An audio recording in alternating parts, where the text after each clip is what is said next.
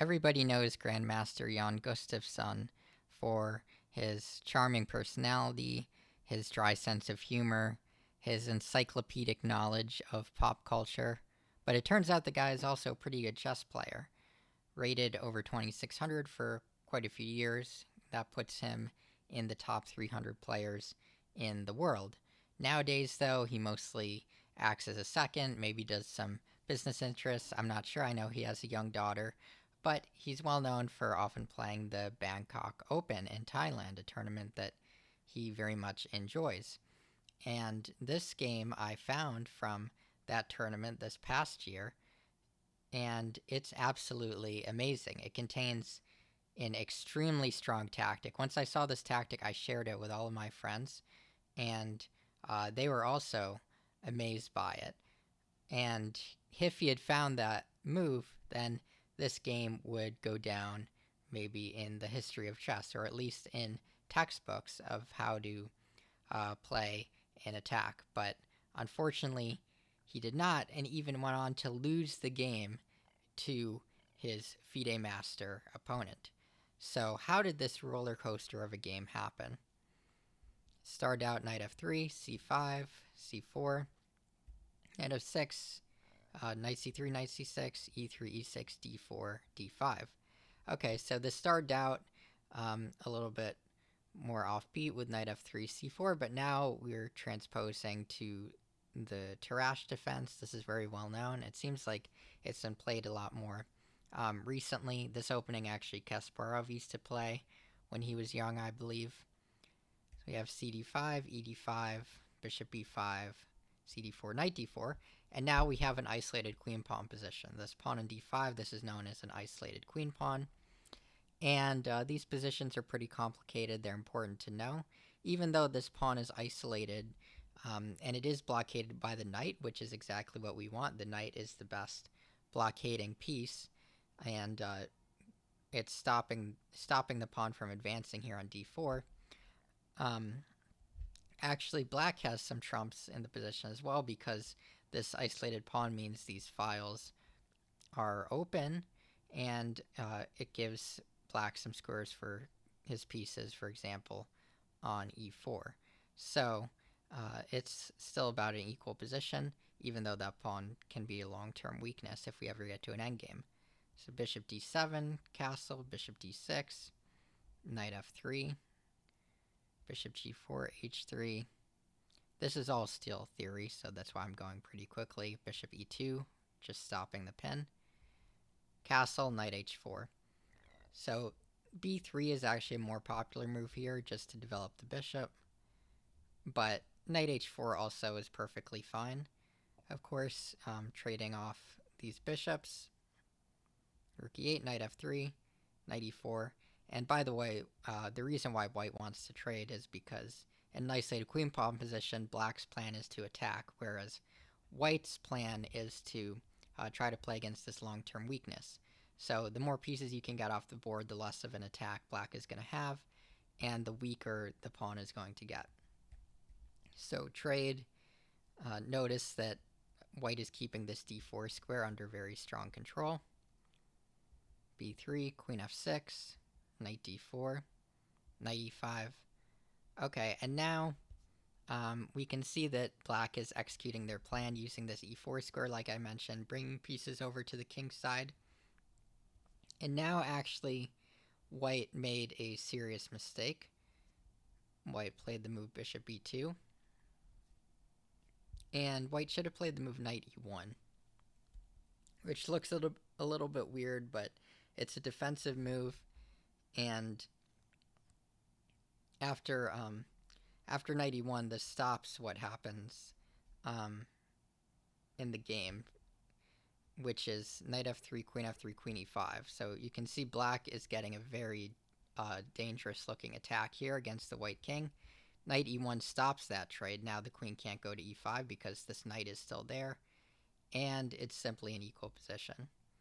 So bishop e2 allowing this was a huge mistake. And yeah, really there's not any good way for white to really deal with this, because let's say g3, knight d2 for instance, would be crushing. So Yeah, there's just nothing really white can do against this double threat of knight d2 and queen h2. So rook d1, um, queen h2, king f1, rook a c8, king e2. He evacuates the king, but objectively, white is just completely lost here. Bishop e5. Okay, and now rook ac1. This is another inaccuracy. It would have been better to play rook h1 because now black has to trade and now go for this forcing sequence. And this is still quite good for black, but it's maybe not as clear. You're at least trading off that dangerous queen. Yeah, we could get something like this. Okay, this position, black is up a pawn. However, the bishop is better than the knight because pawns are on opposite sides of the board. And okay, white's king is weak, so black definitely has good chances to win, but maybe it's a holdable position. But maybe Jan saw something else here that he didn't like. After all, this is pretty dangerous. So rook ac1 instead. Takes, g6. Rook c2, so just playing normal moves. Okay, and now white again blunders. Yeah, Jan makes a lot of blunders in this game, but don't forget, this is a very difficult position, and what I've learned from playing Grandmasters is even Grandmasters will blunder if they get into a difficult position. It's just usually they don't get into those positions in the first place. So g4, h4, and yeah, white should have just played h4 and sacrificed this pawn, and now play knight f5, and now trading the bishop. So, okay, white has sacrificed a pawn.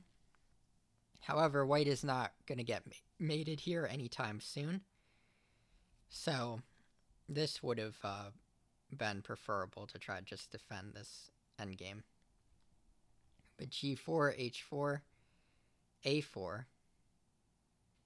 And this position is like -5 now.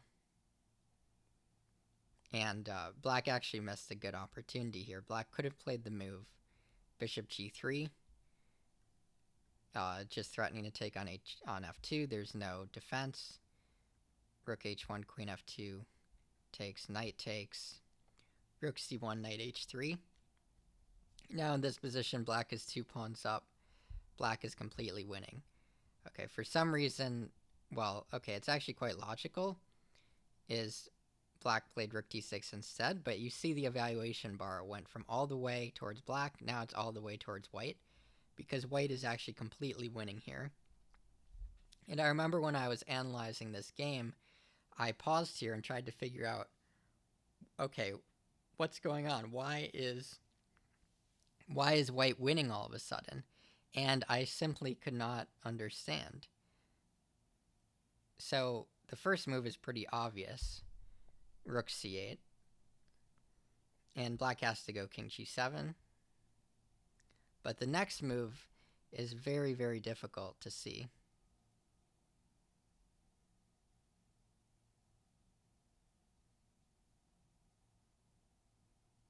There aren't too many options here. Moving with the rook doesn't make sense. Moving with the king obviously doesn't make sense. Moving this bishop won't help. Moving any of these pawns doesn't really help. If we move the knight, that's not really going to accomplish anything because this bishop is protected by the queen, so discovering our bishop won't really help. So the only piece left is the queen. But where can the queen go? Doesn't look like it can do anything useful, right? But notice with the bishop and rook together, there are mating patterns against black's king. And so the incredible move here, this brilliancy, is queen to f4, exclam. And after queen f4, it turns out that white is just completely winning. Because first of all, if you take with the bishop, knight f5 is double check, king h7, rook h8 mate. And if queen f4, ef4, okay, bishop f4 again would lead to checkmate. So bishop d4 is forced. If bishop f6, g5, bishop d4, f6, and yeah, now rook c7, king f8, rook b7, and this is just a crushing position for white. And after queen f4, if f6, then simply take, knight f3, and this bishop is actually just trapped because the only square it can go to is e5, and then we just take with a fork. So after queen f4, black would have to resign, basically. There's basically nothing that black can do. It would just be game over. But to see from this position, where you've been losing all game, to see the move rook c8, king g7, of course that's easy. But to see queen f4 there is so difficult. Even when you know a tactic exists, it's quite difficult to spot it. If Jan had played this move, like I said, I imagine this game would be shown in tactics books, in examples of how you turn around a lost position, never stop looking for your opportunities. And this game is definitely an example of that, because my guess would be Jan simply knew that he was lost and wasn't assumed there weren't resources like this here. Of course, even if you are looking for resources, it's very, very hard to find this brilliant move, queen f4. So, unfortunately, none of this happened in the game, and Jan played the move g5. And you can see the engine bar dip down again. This is completely losing. The rest of this game is not as interesting, so I'll go through it a little bit more quickly, but it still had... this game has a very tragic ending. So, g5, rook d8. So I'm guessing this rook d8 move means that black noticed rook c8, queen f4 would be winning. So rook d8, bishop a1, knight g5. And this move is a huge mistake. And the reason is because now queen h1, rook h1. Now white is only down a pawn, and black doesn't really have any other advantages anymore. So this endgame should be holdable for white. So that was a huge mistake, because black still has just a crushing position after, for example, rook e8, and then bishop g3. It's actually not so difficult, or rather, it's not so easy actually to find a winning plan here. But you kind of just have to keep the position, slowly improve, and then eventually white's position is going to fall apart. So I understand why, with less than 8 minutes left, white, or black rather, went for something concrete, but it's a big mistake because it gives away the long-term advantages that he had. And by the way, I think black was either 12 or 13 years old at the time this game was played, so it's hard to be too critical. So knight g5, queen h1, trade, and another trade. And okay, now this endgame definitely should be holdable. Now the next move, though, is a serious mistake, because after rook f6, this knight would actually be pinned to the pawn. So now this knight cannot move, and let's say rook b7 would just lose to knight c3, followed by rook f3, and then you take the h3 pawn, and the h4 pawn will queen. So rook c7 was a big mistake. White should have gone for knight d4.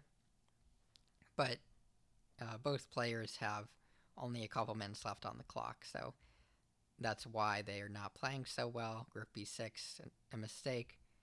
And now it's just an equal position. Trading. Okay, rook endgame with an extra pawn for black should be a draw. Okay, and this is a known draw for sure. Now it's even equal material. Okay, and they've made time control, so they have a bit more time here. Jan has a little less than 11 minutes. And it's in this position that Jan makes this game into a tragedy. Okay, it's already quite tragic that he missed that amazing win, but after that, to get back into the game, to get to a completely drawn position that he should never lose. Like, for instance, in this position, if you just go rook a8, king a7, like, just move the rook back and forth, basically keeping an eye on the pawn, there's absolutely nothing that black can do. There's absolutely no ideas for black in the position, because if you just keep checking the, like, just keep an eye on the pawn, and then if the king ever gets close, you just check it away. So this is a complete draw. But Jan tries to force matters and makes a huge mistake with the move f5. And f5, he's probably just trying to get material off the board, just thinking it's going to be a quick draw. And at first, it's not so obvious why this move is so bad. Because, for instance, if black takes ef5, and then it's just an easy draw. But black has the extremely strong move, g5 check. And white cannot take it, because then rook g1 comes with check, and then you queen the pawn, and you win. So white has to go king h5, and now comes g4. And if you let this pawn live, it's just going to march down the board and become a queen. But if you take with the king, again we have rook g1, followed by queen. And if you take with the h-pawn, then you have rook h1 check, and with the same idea of queening. So it was in this position that Jan Gustafsson resigned. So quite a sad ending to this game, and it's pretty amazing. Even these positions that it seems like a complete draw, like you could never imagine that a 2600 Grandmaster would lose from this position, and yet that's exactly what happened. Even these simple positions, there can be complex tricks, and especially these young kids are very tricky. You have to be very careful, but you can also find chances to beat strong players in these positions too. So this was, I think, really, it's a play. It's a 3-act tragedy of Jan drifting into a losing position, then missing the win. Then finally, he actually manages to, his opponent messes up, lets go of the knife, Jan manages to save himself, and then in the final act, with a draw just a couple moves away, throwing away the game. So that's very sad for Jan, and for me, somebody who's enjoyed watching Jan's videos, it would have been much more fun if he had actually found this move, but I wish him best of luck. Hopefully he'll do better in the next Bangkok Open. So thanks for watching this video. Like and subscribe if you liked it, and I'll see you later.